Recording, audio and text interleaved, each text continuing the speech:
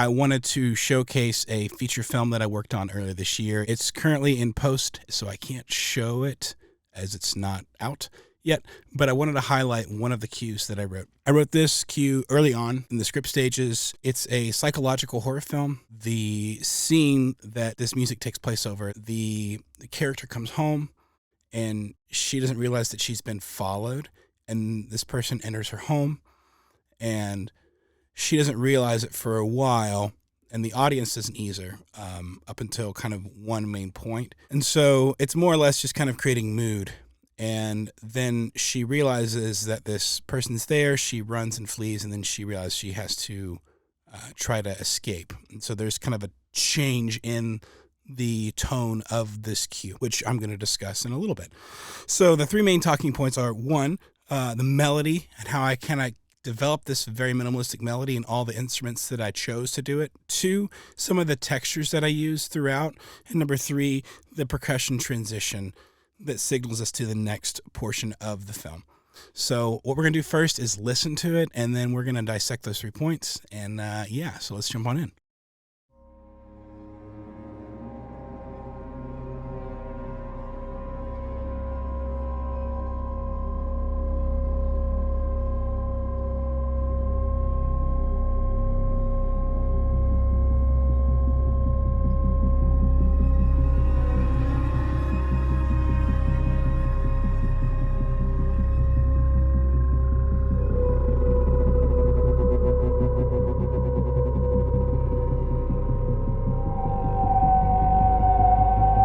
So there's the melody.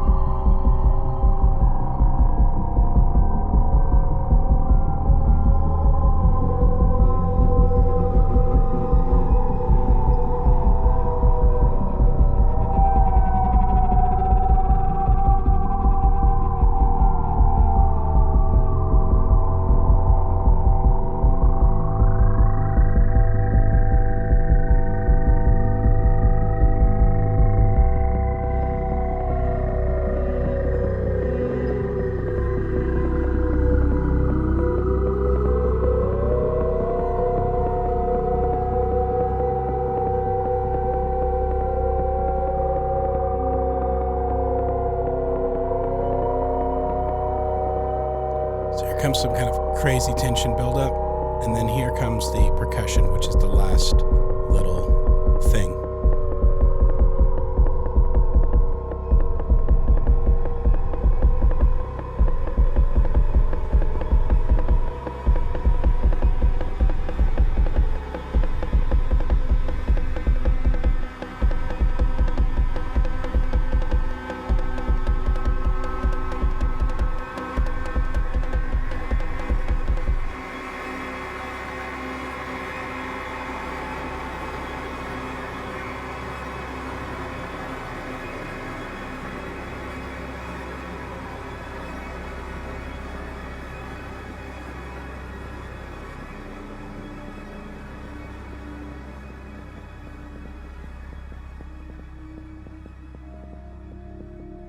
Then we go back to the intro.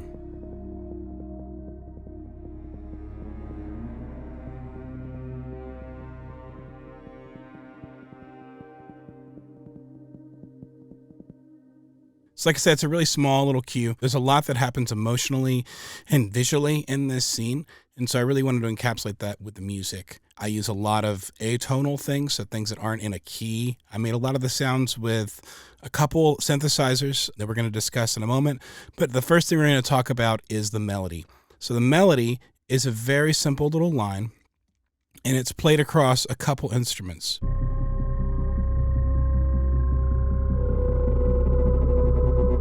This is the melody right here.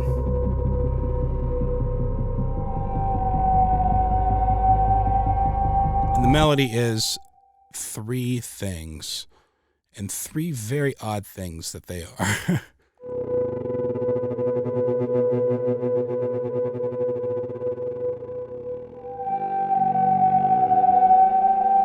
So the first thing is a VST by Native Instruments, and it is their Ashlight VST. It's an MPE compatible VST. I really like it. I'm using the preset Aftermath, and I turned off one of the VCOs, or one of the sounds, I guess you could say. So I only have this kind of pure, I would, more a softer, triangle wave.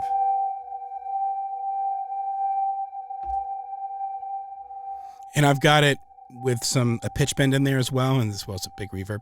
And then the next thing I do is I have a Minimoog. I use my Minimoog, and I programmed I think it was like 2 VCOs, so 2 voices and a noise source.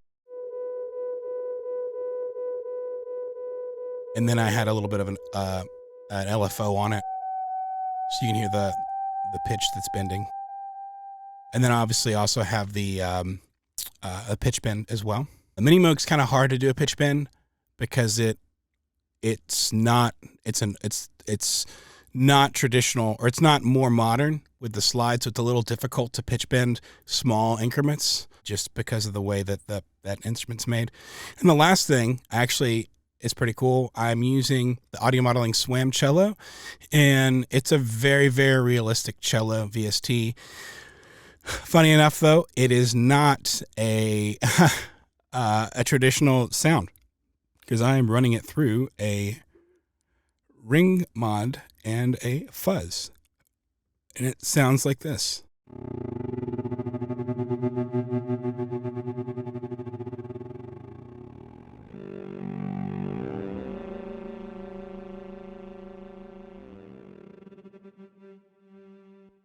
If I took the pedal board off,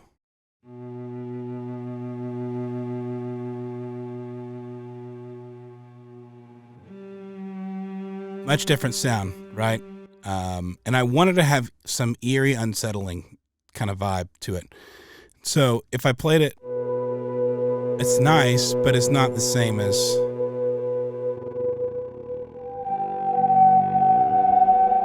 It's just a much different sound. Also, harmonically, these are in different octaves. The Moog is playing an octave higher than the Ashlight sample, and the cello is playing an octave lower. So it's split across 3 octaves. One of the Moog VCOs is the same frequency, or is the same octave as the Aftermath, but there's one an octave higher, and then the cello is an octave lower. So it kind of gives a sonic... I wanted to have something that covers the whole sonic spectrum in some sense. And so the next thing I want to showcase is some of the textures that I used. There's a lot of stuff going on in this. Some things are free, though, so that's always fun. The first thing I'm going to highlight is the Labs cello slide up. It's actually how I start the cue and how I end the cue. I made these sounds with my KORG Opsix. It's like a FM synth.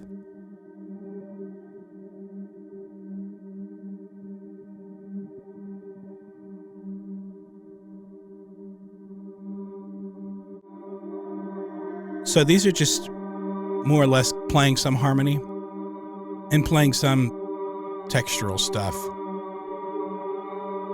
Now, I did EQ these quite a bit and did a lot of automations with them. I have these strings playing some harmony, nothing too complex. The harmony in this piece is very simple, but it's just there for support. Then down here I have everybody's favorite thing, the Minimoog bass. It's the synth that just keeps on giving. And the bass line is just playing the roots of the chord.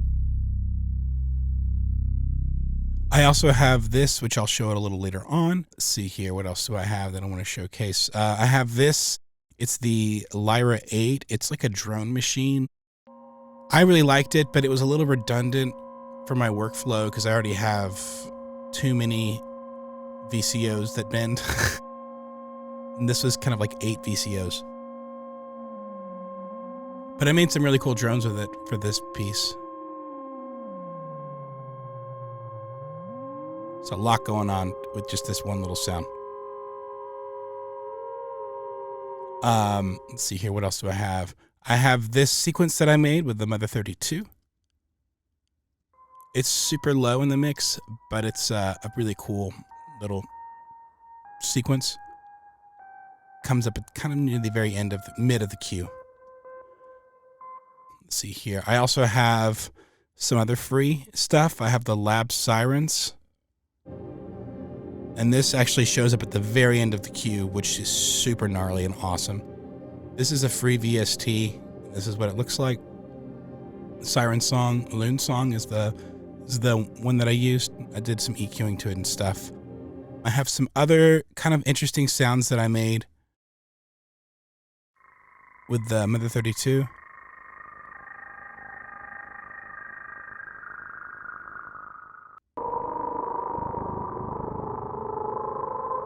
So very atonal, not on the grid, meaning not in time. So this is what some of these sounds sound like through here without the melody. And I'm going to mute that because that's a bass line that we're going to discuss in a moment.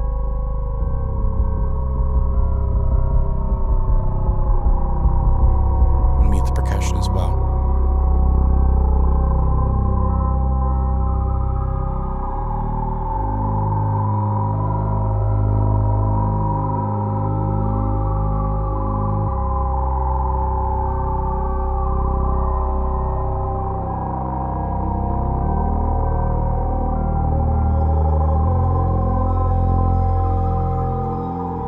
So just a lot of kind of chaos.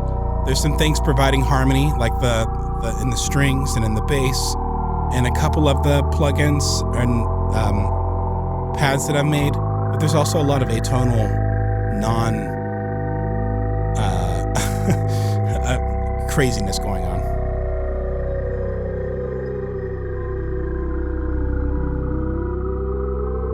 Cool. And by the way, the thing that I muted outside of the bass line, or outside of the drums, was this, which is another instrument that I used a lot in this score, which was the peak. I used it to make basses and drum sounds. I think it sounds fantastic for bass and drum stuff. And so what this is doing is just copying the bass line from the Moog, but adding a kind of propulsion to it.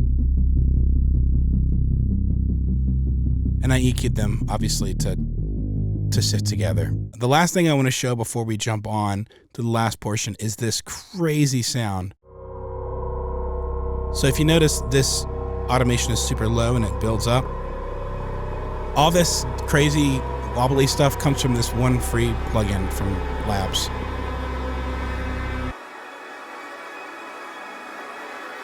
It's like so many chords on chords, stacks upon stacks, and have a big reverb, all sorts of cool stuff going on. So it really kind of envelops the whole cue.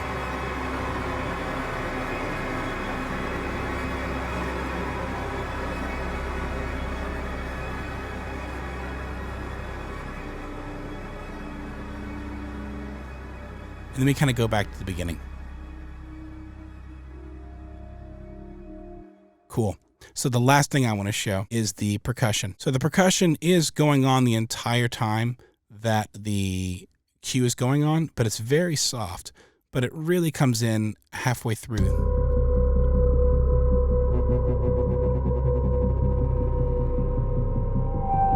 So I have this bass line that kicks in here. It's a bass drum.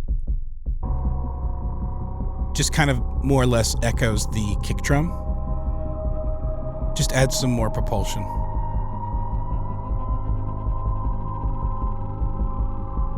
And so the drums really start to pick up around here when this snare comes in, which I'm going to show in a second here now. And so it's just I just made this sound with an arpeggiator and used a noise source and I think maybe like 1 or 2 VCOs on the peak. Made this kind of drum sound. And then I just opened up the filter on it. Yeah, it's not super crazy. I had some other stuff on it, like this right over here, the compressor and stuff. But I took it off because I thought it sounded better without it. Always kind of shaping and trying things out.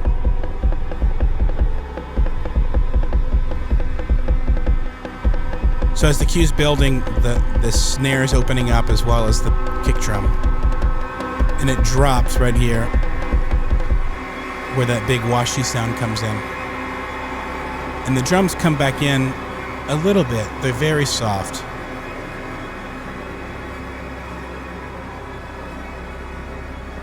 You hear them? They're super soft. If I mute it, you can barely notice it's there. It's just more or less a texture. And then we end the same way we started.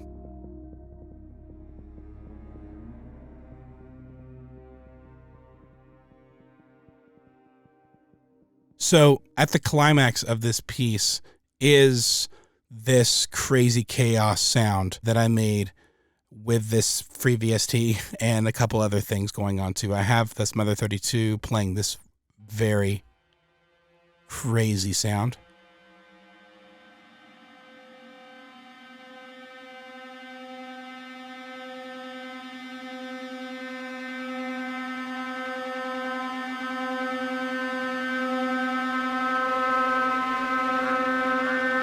So a lot of overdriven harmonic sounds.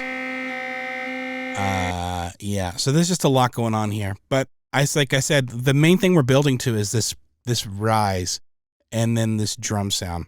Up until then, it's more or less mysterious. Thank you so much for watching this video. I hope it was inspiring to you in some way. I have a couple of the videos on the horizon that I'm really excited to shoot, so be on the lookout for those. But until then, please like, subscribe, ring the bell, and I'll see you all next time.